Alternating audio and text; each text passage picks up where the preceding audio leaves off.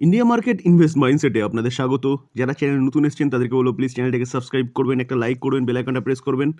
যদি কন্টেন্টটা ভালো লাগে তাহলে প্লিজ একটা লাইক অবশ্যই করবেন, কারণ আপনার লাইকের সাথে সাথে কিন্তু আমি আমার মোটিভেশনটাকেও পাই যে চলো ঠিক আছে, এতটা খাটনি করে কন্টেন্ট তৈরি করছি, ভালো লাগছে, লাইক করছে।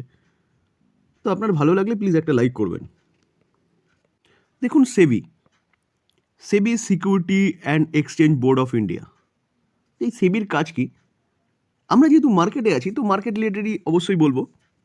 সেবির প্রচুর কাজ রয়েছে, তার মধ্যে প্রথম এবং প্রধান কাজ যদি বলা যায় তাহলে মার্কেটটাকে সুস্থভাবে পরিচালনা করা। তার জন্যে নিয়মকানুন বলুন, নতুন নিয়ম অ্যাডিশন বলুন, পুরনো যেসব নিয়মগুলো রয়েছে সেগুলোর মধ্যে মডিফিকেশন বলুন, এগুলো সব কাজ কিন্তু সেবি করে এবং কোম্পানিগুলোকে কিন্তু মানে সব কোম্পানি ঠিকঠাক কাজ করছে কি না, কোনো ফল্ট আছে কি না, সেগুলো কিন্তু দেখাশোনা সেবি করে। অর্থাৎ এক কথায় বলতে গেলে কিন্তু মার্কেট সুস্থভাবে স্বাভাবিকভাবে চলার যাবতীয় কাজ কিন্তু এই সেবি করে।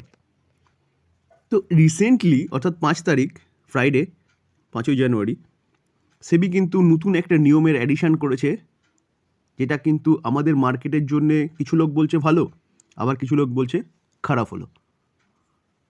তো নিয়মটা কি, কাদের জন্যে ভালো হলো, কাদের জন্যে খারাপ হলো, ডিটেলসে আলোচনা করব। একটু ধৈর্য সহকারে দেখতে হবে, স্কিপ করে দেখলে ডিটেলসে জিনিসটা কিন্তু বুঝতে পারবেন না।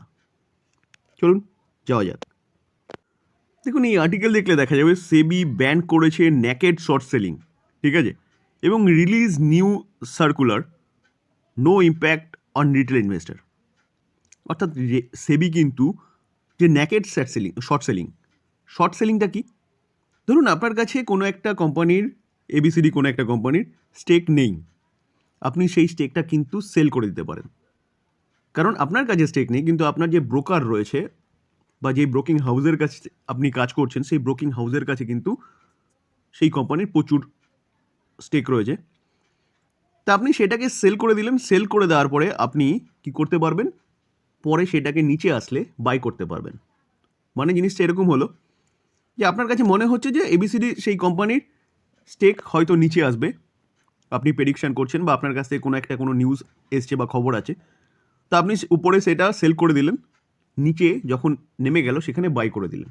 তো আপনার যে গ্যাপটা মাঝখানে রয়েছে সেই গ্যাপটা হচ্ছে আপনার প্রফিট।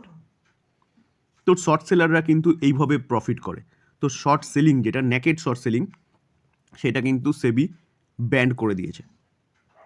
নেকেড শর্ট সেলিং বলতে দেখুন, কিছুদিন আগে, বছরখানিক আগে আমরা দেখেছিলাম কি আদানি সম্বন্ধে কিন্তু হিন্ডেনবার্গের একটা রিপোর্ট আসার পরে সেরকম একটা নেকেড শর্ট সেলিং দেখা গেছে, যেখানে কিন্তু আদানির প্রতি কটা শেয়ার 60%, 80%, 70% নিচে চলে এসছে। তো এটাকেই বলা হচ্ছে নেকেড শর্ট সেলিং। কোনো একটা ইনস্টিটিউশন ইনভেস্টারের কাছে, সেটা ডোমেস্টিক হতে পারে, সেটা এফআইএস হতে পারে, তাদের কাছে প্রচুর টাকা রয়েছে, তারা কি করছে, তারা পাম্প এবং ডাম্প, শুনেছেন না? তো কোনো কোম্পানিকে ওপরে উঠাচ্ছে, ওপরে উঠে সেল করে দিচ্ছে, তো সেল করে দিয়ে তারা প্রফিট নিচ্ছে। বা কোনো কোম্পানির সম্বন্ধে বাজে একটা নিউজ পাবলিশ করলো, করার পরে যেটা হিন্ডেনবার্গ করেছে, সেল করে দিয়ে মার্কেটে একটা প্যানিক সৃষ্টি করে নিচে সেটাকে কিনে নিল। এইভাবে যে নেকেড শর্ট সেলিং হচ্ছে, অর্থাৎ কোম্পানিগুলোকে মানে কোম্পানি নয়, ইনভেস্টারদের মধ্যে একটা প্যানিক সৃষ্টি করছে। তো এই জিনিসটাকে সেবি কিন্তু রোকার চেষ্টা করছে। তো যার জন্য এই নেকেড শর্ট সেলিং করতে গিয়ে ব্যান করতে চলেছে, এবং তার এগেনস্টে কিন্তু সেবি অনেক রুলস এনেছে। দেখুন, 5ই জুন সেবি জানাচ্ছে যে ইনস্টিটিউশন ইনভেস্টার যারা রয়েছে, তারা যদি শর্ট সেলিং করে তাহলে কিন্তু শর্ট সেলিংয়ের আগে তাদের সেটা ডিসক্লোজ করতে হবে। অর্থাৎ অর্ডার প্লেস করার আগে, দেখুন, প্লেসিং দ্য অর্ডার প্লেস করার আগে কিন্তু তাদেরকে ডিসক্লোজ করতে হবে তারা হচ্ছে এখানে শর্ট সেলিং করতে চলেছে। কাদের দেখুন, তাদের ক্ষেত্রে বলছে কি, রিটেল ইনভেস্টার যারা রয়েছে তারা যদি শর্ট সেলিং করে তাহলে শর্ট সেলিং করার ইন্টারডে অর্থাৎ ডে ট্রেডিংয়ের অর্থাৎ সেই দিনের মধ্যে কিন্তু তাদেরকে সেটা ডিক্লারেশন দিতে হবে, সেম ডেতে, অর্থাৎ নেক্সট ট্রেডিং ডের আগে তাদেরকে কিন্তু শর্ট সেলিংয়ের জন্য ডিক্লারেশন দিতে হবে। আগে কি হতো, আগে কোনো একটা কোম্পানি হয়তো কোনো একটা বড় ইনস্টিটিউশন ইনভেস্টর শর্ট সেলিং করলো এবং কোম্পানিটা পড়ে গেল, আমরা জানতে পারতাম না ইনস্ট্যান্ট বা সেদিনকেই যে কোম্পানিটা পড়ার পিছনে কারণ কি। এখন সেই জিনিসটা আমরা জানতে পারবো। কেন জানতে পারবো? কারণ এখানে দেখুন, বলছে ব্রোকারকে এবং স্টক এক্সচেঞ্জকে সেবি বলছে যে তারা ইনফরমেশান কালেক্ট করবে এই শর্ট সেলিংয়ের ব্যাপারে, কে শর্ট সেলিং করেছে, এবং সেটা কিন্তু পাবলিক থ্রু দেয়ার ওয়েবসাইট, মানে পাবলিক যাতে জানতে পারে তাদের ওয়েবসাইটে কিন্তু জানাতে হবে।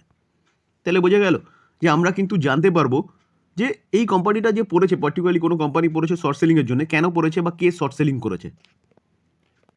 দেখুন, হিন্ডেনবার্গের যে রিপোর্ট এসছে এবং তার বিরুদ্ধে যে আদানি গ্রুপকে যে ম্যানুকুলেশন করা হয়েছে, অর্থাৎ হিন্ডেনবার্গের রিপোর্টে কিন্তু আদানি গ্রুপের মধ্যে একটা শর্ট সেলিংয়ের প্যানিক সৃষ্টি করা হয়েছে এবং আদানি গ্রুপকে পুরো ভেঙে দেওয়া হয়েছিল সেই সময়।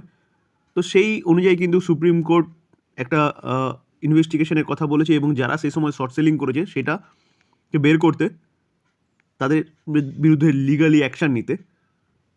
তো মূলত বলা যেতে পারে এরকম ধরনের প্যানিক সিচুয়েশন যাতে না সৃষ্টি হয় মার্কেটের মধ্যে, তার জন্য কিন্তু সেবি এই নিয়ম কিন্তু লাগু করতে চলেছে।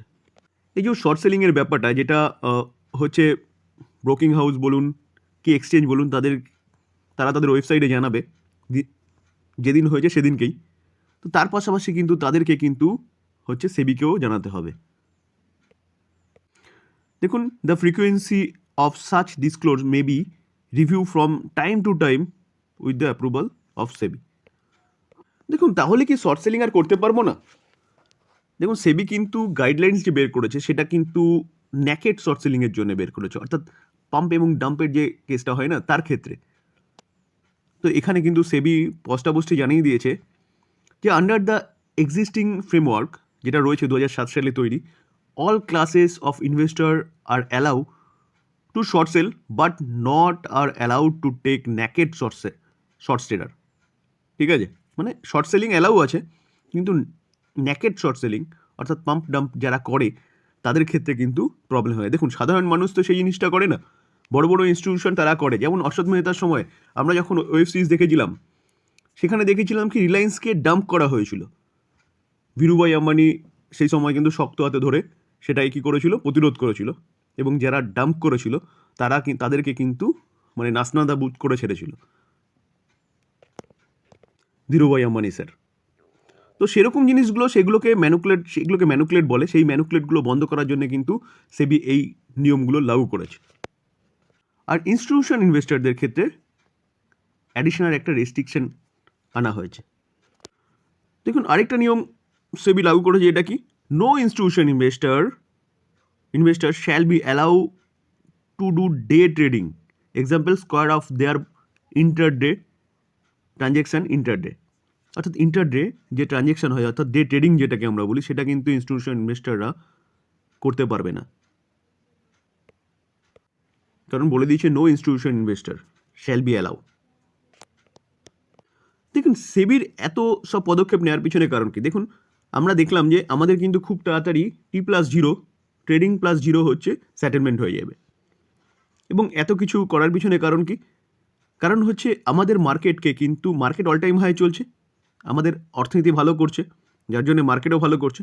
কিন্তু দেখা গেছে যে যখন ইউএসের মার্কেট পড়ছিল বা বিভিন্ন সময় এই টাইম পিরিয়ডও আমরা দেখেছি যে 2022-23-এ যে আমাদের মার্কেটকে কিন্তু ভাঙার চেষ্টা হয়েছিল, অর্থাৎ এফআইসরা চেষ্টা করেছিল আমাদের মার্কেটকে ম্যানুকুলেট করার বা ভাঙার।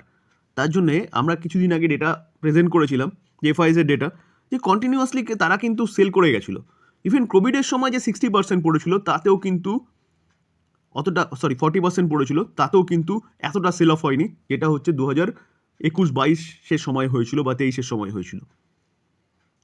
তো আমাদের মার্কেট কিন্তু স্টেবল ছিল। কেন ছিল? কারণ ডোমেস্টিক ইনস্টিটিউশনের হাত শক্ত ছিল। তো সেই জায়গায় দাঁড়িয়ে এটা কিন্তু আরেকটু আমাদের মার্কেটকে শক্তপোক্ত করবে। যারা আমরা ইনভেস্টার রয়েছে, যারা ট্রেডার রয়েছে, তাদেরও কোনো প্রবলেম নেই। প্রবলেমটা হচ্ছে কাদের জন্য হলো? প্রবলেমটা হচ্ছে টোটাল ইনস্টিটিউশন ইনভেস্টারদের জন্যে, যে তারা ট্রেডিং করতে পারবে না। তো এটা এক প্রকারে ভালোই হলো, কারণ যেরকমভাবে ম্যানুকুলেট করা হয় বিভিন্ন পাম্প টাম্পের ক্ষেত্রে, সেগুলো তাইলে এখন সেবির কাছেও, মানে সেবির গোচরে হবে, অর্থাৎ সেবি জানতে পারবে বা আমরাও জানতে পারবো দিনের শেষে, কারণ এক্সচেঞ্জকে এবং ব্রোকিং হাউসকে কিন্তু সেটাকে ডিসক্লোজ করতে হবে, অর্থাৎ জানাতে হবে। দেখুন, এফএনও এবং ফিউচার সেগমেন্টে শর্ট সেলিং কিন্তু কী আছে, যেরকম আপনারা করতেন সেরকম করতে পারবেন। তো এই ক্ষেত্রে কিন্তু কোনো রকম কোনো বাধ্যবাধকতা নেই। বা কোনো নিয়মকানুন এখনও পর্যন্ত সেরকমভাবে কিন্তু বলেনি সেবি।